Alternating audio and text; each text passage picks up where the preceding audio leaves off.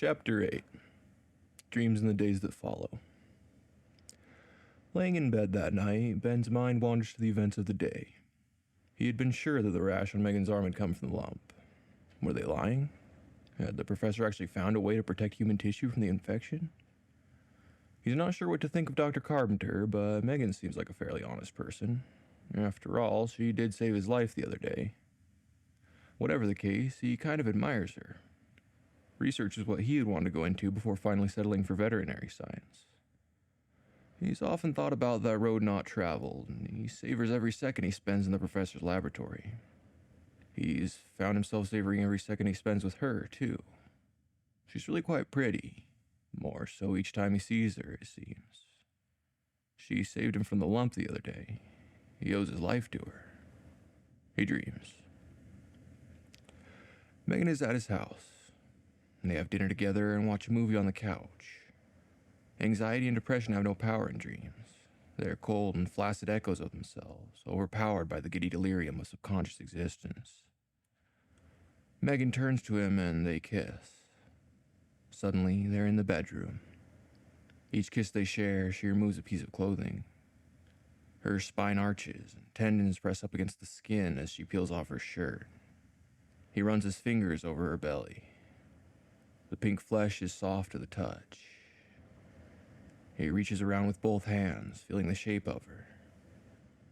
She kicks off her pants and they kiss again.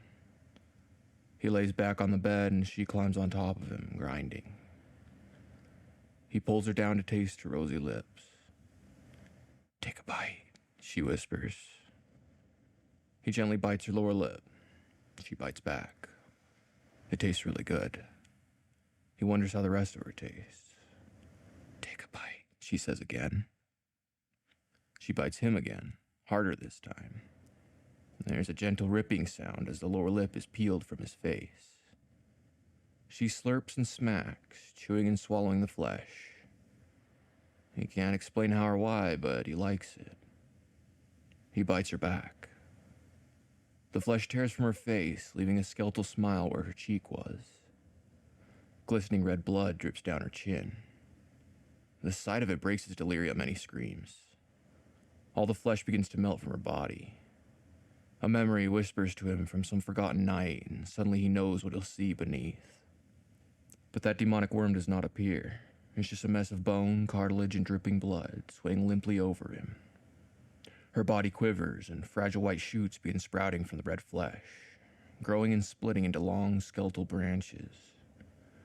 He feels a stabbing pain as the roots of the unholy tree pierce his abdomen, joining as one with his insides.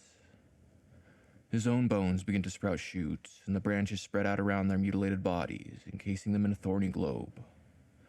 He struggles to get free from the abomination, but it's a part of him now, and he a part of it. Inseparable to the end of time, it seems. Just as he's about to scream again, he wakes up. The bed is soaked from sweat. He sits up and looks at the clock. It's only 3:17 a.m. He groans and collapses back into a pool of sweat. "Please don't send me back there," he prays.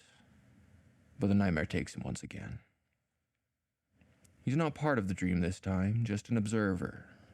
He floats like a phantom through a house he doesn't recognize.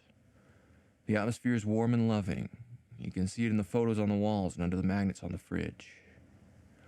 He doesn't know whose house this is, but he knows that he doesn't belong here. He doesn't see anyone on the ground floor. The house appears empty. He drifts up the stairs and down a hallway, carried on a breeze. There's a door at the end of the hall, decorated with children's drawings. 2 names are scrawled in crayon on papers taped to the top. He can't read what they say. The door swings open to reveal a dense forest of red and white. A formless mound of brown and blackened flesh huddles in the corner. It vaguely resembles man and child. The white branches are sprouting out from it, blasphemously arching up and out, seeking unseen light from some hellish sun. The leaves are red, and Ben looks away from them. Across the room is another, larger mass. 3 or 4 people at least. The branches are different. They spread and arc and bend. They branch and curve and rejoin into fantastic fractalizing patterns. The branches are covered in teeth, and at the ends of some are fleshy pink nodules with eyes. They're staring at him, Familiar, human eyes with no face or expression, no soul behind them. He screams and tries to swim away, but he is immovable. The branches reach out for him. He can't escape. Just when he's sure that they'll catch him and he'll once again be trapped in that horrid cage, he wakes up. The morning sun streams in through the window and the birds are singing outside. He gets up to take a shower. Work at the animal shelter has a certain tension to it these days. And every morning, he's afraid he'll enter the kennels to find a dog or cat with some foreign growth on its body. It hasn't happened yet, and it doesn't happen today, but after seeing that video, he knows that it's just a matter of time before everything is infected with the blight of the corporate multa. Some of the dogs are getting restless, and they're barking and whining a bit more than usual. The smaller ones running laps around the tiny cages and yapping at nothing. He knows what they're feeling. He can feel it too. There's a dark cloud hanging over this town, ready to rain down blood upon all who dwell in it.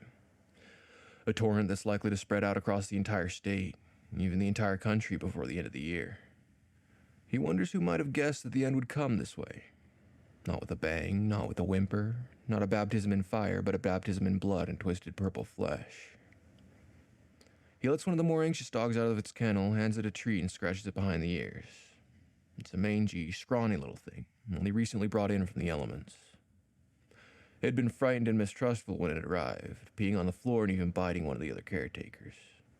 It almost escaped twice before they finally got in the cage. It calmed down somewhat since then, but it's still nervous as hell. It'll probably never get adopted.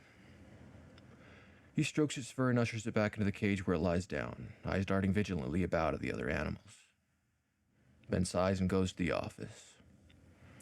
There's a cold cup of coffee from the day before sitting on his desk. He takes it to the break room, tosses the black fluid in the sink, and refills it with a fresh brew. It's gonna be a hell of a day. The rest of the morning is spent fielding calls about the non-existent grizzly bear.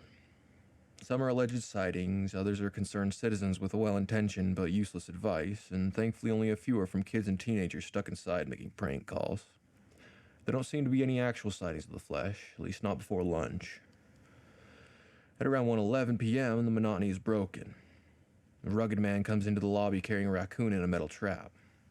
Ben's stomach flips as he sees its face. Stretching from its right ear across its nose and completely covering one eye is a nasty tumorous growth. The man says he found it on his land in the southern corner of town, nearly 2 miles away from the Gully of the Dryad. Ben takes the animal from the man, promising that he'll take care of it and telling him that there's nothing to worry about. The man thanks him and leaves. Ben looks down at the miserable creature and stares up at him, a glazed, docile look in its remaining eye. The growth on his face is shiny and oozing. He's quickly overcome with the fear that the infection might spread to him or the other animals. He thinks of the man who brought it in. Had he touched it? Did Ben just let a ticking time bomb walk out of the shelter? He hadn't thought to take down the man's name and number. How could he be so careless? He needs to call someone. Unsure what to do with the animal, he hides the cage in the mop closet and closes the door before whipping out his phone to call the professor.